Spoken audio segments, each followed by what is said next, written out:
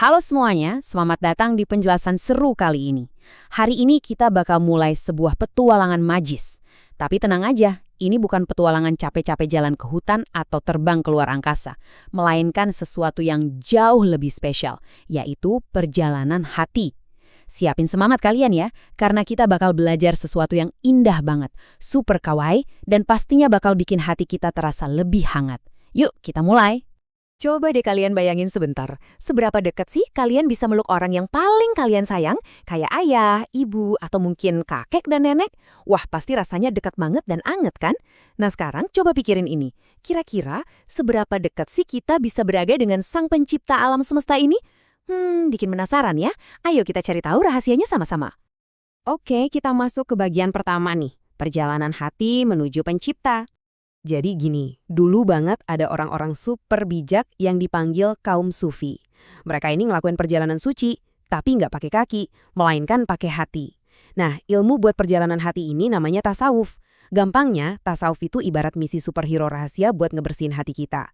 Kalau kita mandi buat ngebersihin kotoran di badan, tasawuf itu cara kita ngegosok hati dari kebiasaan buruk, rasa marah, dan kesedihan. Tujuannya, biar hati kita bersinar terang dan pastinya makin disayang Tuhan. Ada satu tokoh bijak namanya Abu Yazid Al-Bustami. Beliau ini punya perumpamaan hewan yang unik banget loh. Beliau bilang, kita tuh harus buang sifat buruk kita, persis kayak ular yang lagi ngelepasin kulit lamanya yang udah kotor. Proses ganti kulit ini di ilmu tasawuf disebut fana. Jadi intinya kita ninggalin semua sifat jelek kita biar bisa muncul dengan hati yang baru, bersih dan wangi. Keren kan? Lanjut ke bagian 2. Al-Ittihad, gula dalam air. Nah, Abu Yazid tadi punya ide yang manis banget buat ngegambarin seberapa dekat kita sama pencipta. Konsep ini disebut Al-Ittihad. Ittihad itu artinya bersatu atau melebur dengan sangat sempurna. Saking sempurnanya sampai-sampai kita udah nggak bisa lagi ngebedain mana bagian yang satu dan mana bagian yang lain. Benar-benar menyatu jadi sebuah pelukan hangat yang nggak terpisahkan.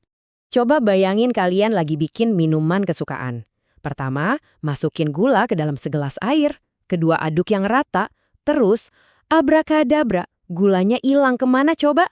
Eits, gulanya nggak hilang kok, tapi dia udah melebur sempurna sama si air.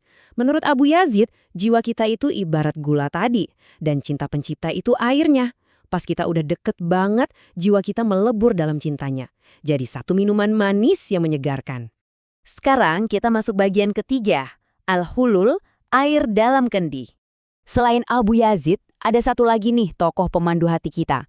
Namanya Mansur Al-Hallaj. Beliau punya konsep yang beda lagi, disebut Al-Hulul.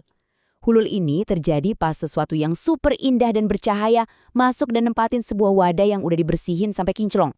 Bayangin aja, kalian punya kotak harta karun yang udah digosok mulus banget, khusus buat nyimpen berlian yang bersinar terang.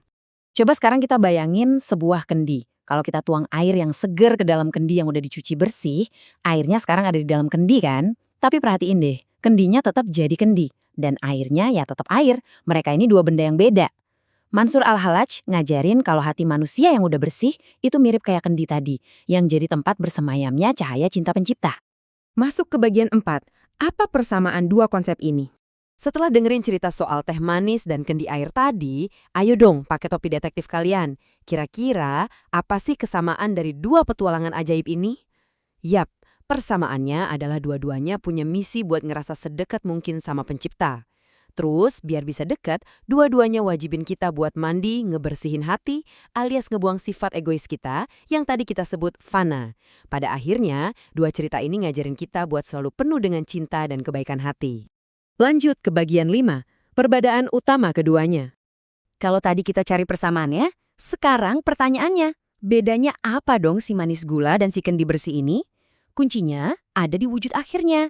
Di konsep Al-Ittihad, itu cuma ada satu wujud. Kalau gula udah diaduk di air, bisa nggak kalian ambil lagi gulanya pakai jari? Nggak bisa kan? Udah jadi satu kesatuan. Sedangkan di konsep Al-Hulul, itu ada dua wujud. Walaupun air ada di dalam kendi, kita masih bisa nuang air itu keluar. Soalnya kendi cuma jadi wadah pelindung aja. Biar gampang ingetnya, perhatiin rangkuman ini ya. Al-Ittihad dari Abu Yazid. Analoginya gula dalam air yang berarti melebur jadi satu wujud. Nah, kalau Al-Hulul dari Al-Hallaj, analoginya air di dalam kendi, yang berarti tetap dua wujud, yaitu wadah dan isinya. Gampang banget diingat kan? Terakhir nih, bagian 6, pesan kebaikan untuk kita. Cerita-cerita kaum sufi ini emang magis banget ya. Terus, apa hubungannya buat kita yang hidup di zaman sekarang? Pelajarannya ada di 2 langkah simpel ini. Pertama, fana. Jadilah superhero buat dirimu sendiri dengan ngebakar habis sifat marah, malas belajar, atau pelit.